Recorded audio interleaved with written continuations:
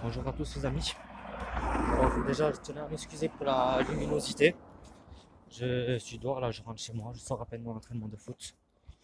Donc il y a juste les lampadaires de la rue qui peuvent m'éclairer.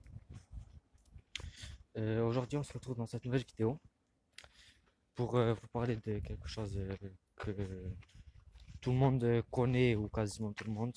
C'est déjà de chercher un stage et d'avoir le stage.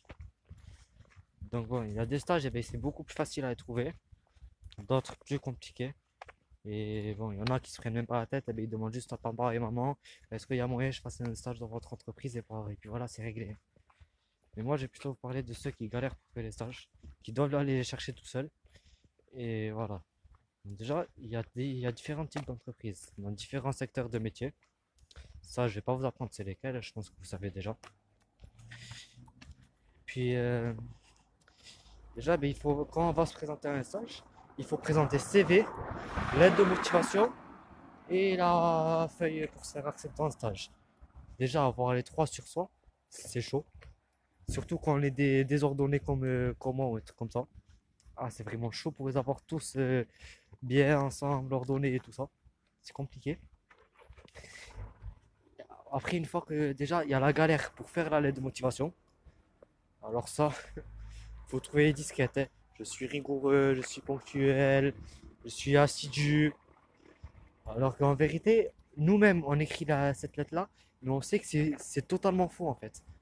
On sait que la ponctualité, ben, souvent, bon, on n'en a rien à foutre. Assidu, il y en a, ben, ils savent même pas qu'est-ce que c'est. Rigoureux, c'est pareil, il y en a, ben, ils savent même pas ce que c'est. Et moi, le premier, déjà, rigoureux, je sais pas forcément ce que c'est. Et voilà. Mais voilà, on met tous à peu près la même chose sur la lettre de motivation et on s'en sort tous de la même façon. Et les profs ou les patrons de l'entreprise où on demande le stage, ils nous disent ouais, ça serait bien d'améliorer le truc et tout ça. Bon, je te prends parce que voilà, t'es lycéen, t'es collégien ou quoi. Et les CV, c'est pareil. Les CV, déjà, ben, il faut avoir toutes les conventions de stage histoire de se rappeler de la date à laquelle eh ben, on a fait les stages et tout ça pour pouvoir les mettre. Et ça, quand il y a des stages qui remontent il y a longtemps, c'est compliqué aussi. Et pour le premier stage à trouver, s'il faut faire ça, le CV il est vide. Donc si tu as quelques petits diplômes comme la SSR, la SST, non, le SST, le truc de secourisme et tout ça, mais blende le CV au maximum même si tu n'as fait aucun stage. Blende-le, au moins le patron ben, il voit que c'est rempli, que tu as au moins des trucs à acquérir ou quoi. Voilà. Donc ça c'est ce que je peux vous dire dessus. Ensuite ça arrive l'heure d'aller chercher le stage. Et c'est là où c'est compliqué. C'est là où que pour certains, c'est soit eh ben, ils y vont en culot et ils peuvent se faire refouler direct. D'autres qui stressent trop et ils se font refouler direct justement parce qu'ils sont trop timides ou quoi. Et d'autres qui sont entre les deux et c'est la présentation qui va jouer le plus. Voilà. Donc celui qui arrive au culot, il arrive, voilà, il dit normal, il se présente et tout, et puis il pose directement les feuilles pour qu'il remplisse. Sans aucun stress, il arrive décontracté comme si il arrivait chez lui. Dans celui qui est stressé, il va arriver, il va bégayer devant le patron ou le responsable ou quoi. Il va commencer à bégayer, il va devenir un peu rouge, il va être stressé, tout ça, ça se voit sur lui. Et là, d'un côté, ça peut être bien parce qu'on va dire ouais, ouais, ben, il est sérieux et tout ça. D'un autre côté, ça peut ne pas être bien parce que genre, ben, ils vont dire ouais, il est trop timide. Est-ce que pendant le stage, eh bien, il va discuter avec les personnes? Si c'est par exemple un stage en accueil ou quelque part où il doit parler au téléphone, accueillir les gens ou quoi, est-ce qu'il va vraiment bien les accueillir? Est-ce qu'il va pas être trop timide pour ça? Est-ce qu'il va pas perdre ses moyens et tout? Donc déjà, pour ça, ça peut être répétitoire, comme ça. Je sais pas si c'est comme ça que ça se dit, mais voilà. Je pense que pour ceux qui savent, voilà. Et dans celui qui est normal, il arrive, il se présente, il n'est pas détendu, mais il n'est pas stressé non plus. Après, celui-là, par contre, il faut qu'il soit bien habillé et tout ça, parce que c'est la présentation qui compte. Comme on dit, on n'a jamais la chance de faire deux fois bonne impression, ou un truc comme ça.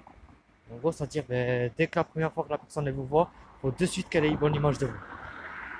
si elle n'a pas une bonne image de vous, c'est déjà chaud pour la suite. Hein. Faut bien argumenter, faut bien discuter, tout ça pour se faire accepter.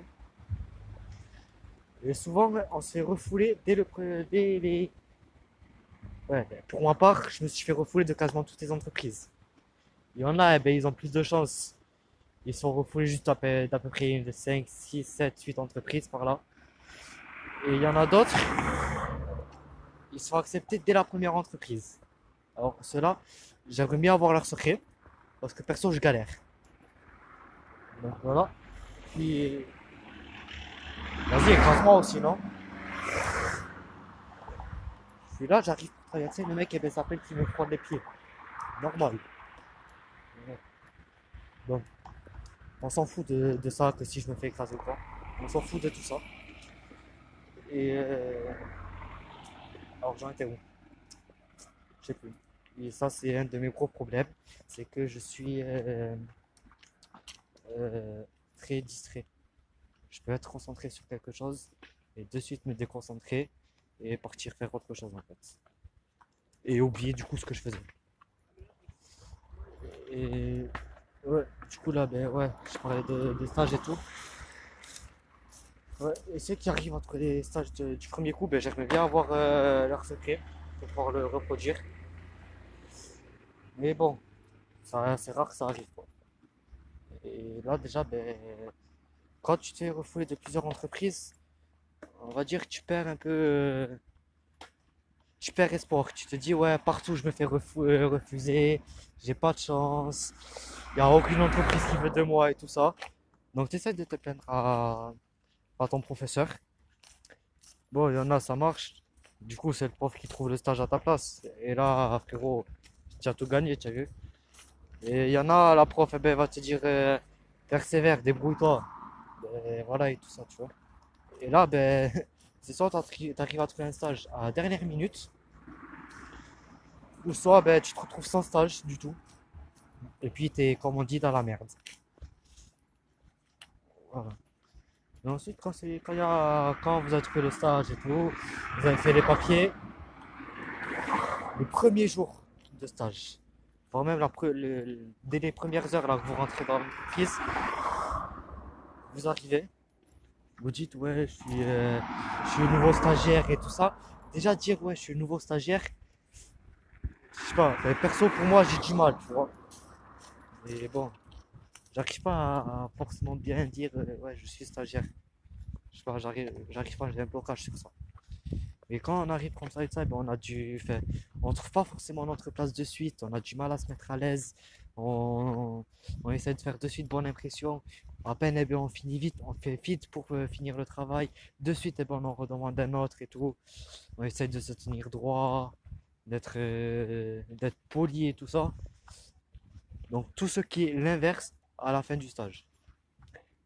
Quand tu arrives à la fin du stage, frérot, ah là c'est la débandade.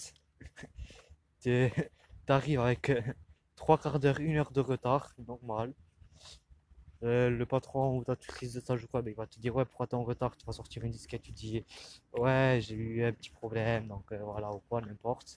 Ça dépend des personnalités ça.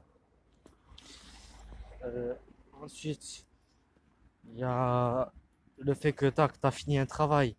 Tu vas pas aller en demander un autre, tu vas attendre qu'on vienne te ramener un autre travail à faire. Il n'y a pas moyen que toi t'ailles demander, c'est rare que ça se passe comme ça. Ensuite, il y a, enfin, sauf quand vous êtes dans les métiers de bouche, donc alimentaire, cuisine, pâtisserie, tout ça. Dedans, il y a tout le temps du travail, il y a tout le temps de l'action à faire. Donc, c'est pas possible que vous restez une minute sans rien faire en fait. Là, je prends plutôt des stages dans les bureaux et tout ça. Parce que c'est plus là où il y a le plus de galères en fait. Et l'alimentaire, c'est facile. On y va, voilà, s'ils ont la place ou quoi, s'ils peuvent prendre un stagiaire, ils te prennent de suite et puis voilà.